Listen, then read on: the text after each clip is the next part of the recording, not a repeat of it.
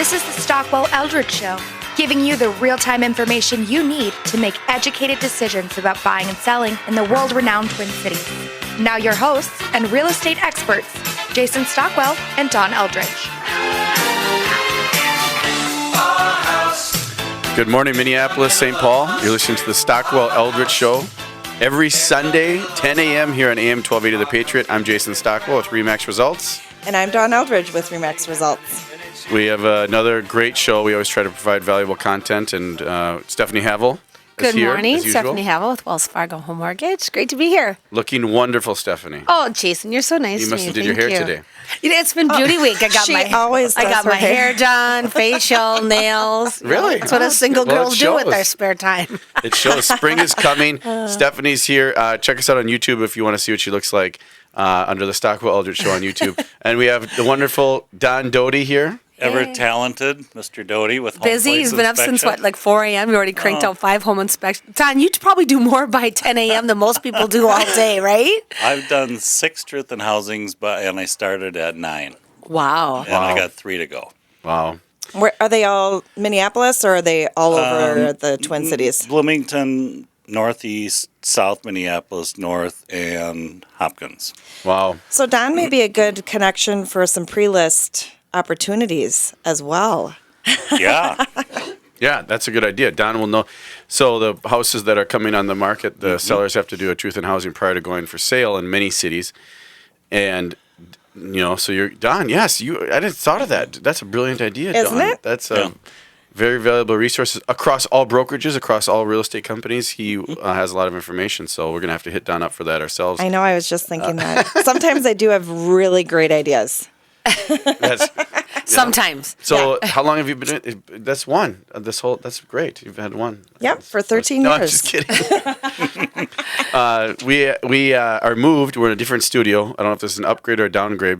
I think it's an upgrade. I but love it's it up here. We've got a window. It's exciting. We have A light. window. Dawn has a special microphone. And look at my chair. It's really big and fabulous. I'm in the captain's seat. I stole Jason's spot. We wanted to really mix it up today, not just be in a different It's a studio, blonde but be sandwich, you know. upstairs. We got Jason and sandwich between the blondes. That's so. right. Do you know Yeah. why? Do you know why we're in a different studio today, everybody?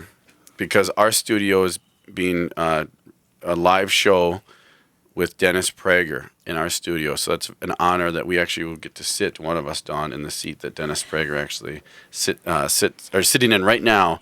We should sneak for our down there and show. see where they're sitting when we're done. Who is recording. that? I have to say, I don't know who he is. He's, oh my gosh. Oh, Stephanie, really? I'm sorry. I shouldn't say it out loud. So Dennis but I Prager, did. very intellectual. Prager University, if you go on Facebook, you can find it as well. Very knowledgeable, practical, I'd say rational person who explains things very clearly and also has a way of articulating them, and it's always usually very logical, I think. So he's very, a very good professor, guy. a university professor? Well, he's a radio show host, but I think he's an author. He does all kinds of other things. He's just very, very knowledgeable. And there's an event coming up, and I know the Patriots been plugging this a lot on May 21st, and I'm excited to go to it, where Prager will be there. Hugh Hewitt will be there as well, so I'm excited to see both those guys. But that's on Sunday the 21st. But anyway, that's why we're up in the new studio. So let's get to it. As far as real estate, we got to talk about real estate, what we know. Dawn, what's happening in the Twin Cities real estate market last week?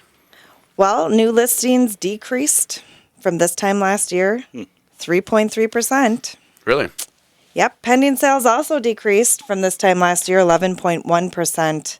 And inventory still down 24.8%. We are now at 9,290 homes in the Twin Cities active. On the market. So Yep. that's climbed by 1,000 since a couple months ago when we started, when it was around 8,200. Yep, that And was then January. Yeah, Yep. and it's slowly climbing now up to 9,200. You know, I was wondering because, we talk about this statistic every week, and I, do a lot of data with my team, kind of showing them too, as well as like what listings are on the market and what's out there. And so I was just kind of cleaning out some emails and going through. And around this time last year, I'd sent out a report, and there was like 16,000 listings. I was like, wow, I didn't really? realize. Oh my gosh. So it was really interesting to see. I was like, oh my gosh, it really has dropped. I mean, Wow. we talk about like 8,000, 9,000. You might think, well, geez, that sounds like a lot, but just in comparison into 2016. 16,000 homes was crazy. So Well, and it sounds like a lot of homes, but that's the entire Twin Cities. And when you keep in mind that every week there's about 1,000 homes sell every week. right, yeah, the So data that we see, I think it was like that's- 3,000 homes sold per month, kind of, or pending. Does that sound about like right? there's pending. This last week was 1,100. That was down from last year. So if you take it in the spring market, that's probably on a yearly basis, maybe 3,000 a month. But in Okay. the spring market, it's over 1,000 a week sell. So it doesn't That's take long to amazing. eat up 9,000 homes when 1,000 are selling every week. Yep. And the only fear I have of that, I think it's great for sellers, obviously, but the only fear I have is for buyers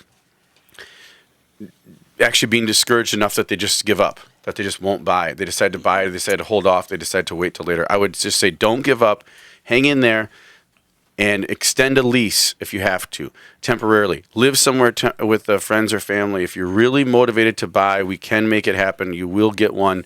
Just hang in there, keep trying, and keep going after them. Yep. And use every advantage you can.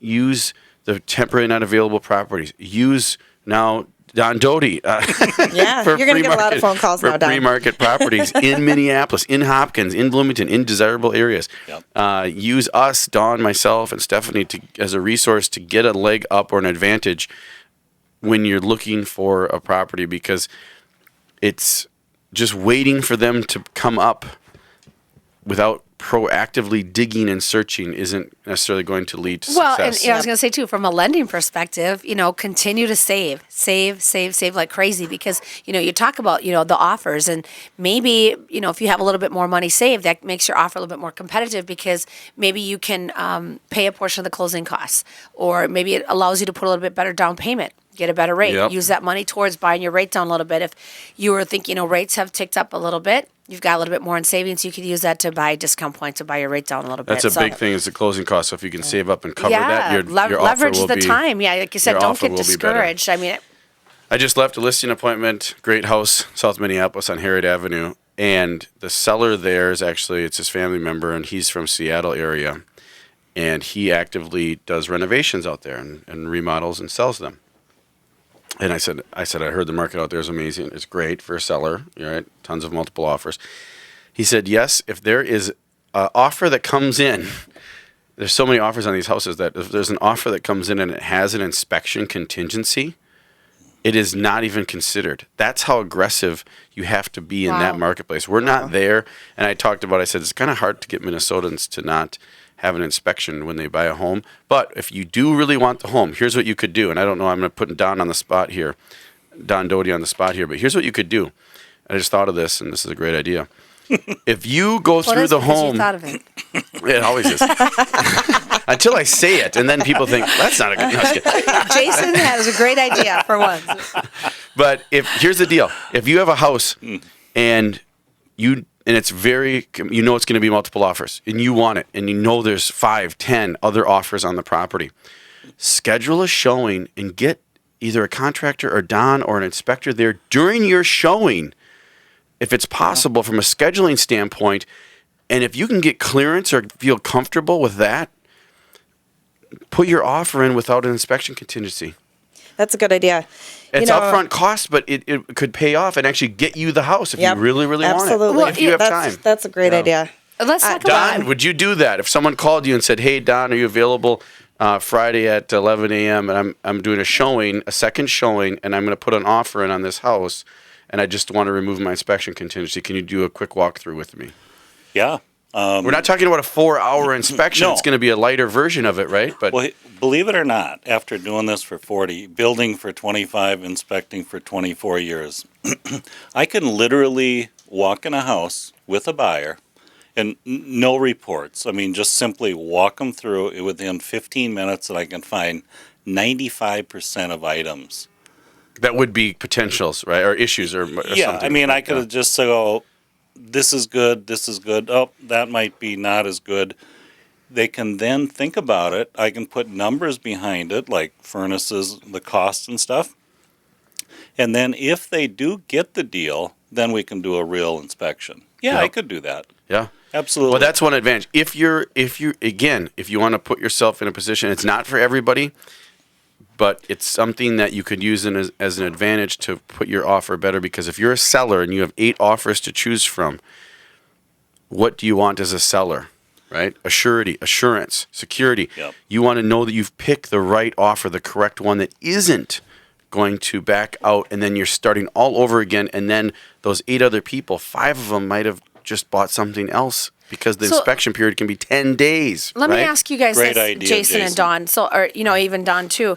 So, just thinking about it, I'm the average consumer. If you are a seller, I mean, is that something maybe you would advise sellers to do? Is maybe have that inspection done and that report showing available to buyers, or probably not a good idea? Well, in this marketplace, it's probably not as necessary. I mean, it's still something that you could do as a value, but that might. You're right. Actually, thinking of that, if you're a Jason? seller and you have an inspection done already, then you can give it to the buyer, and if the buyer's comfortable with that inspection, then they may be more likely to remove their contingency, Yep. right?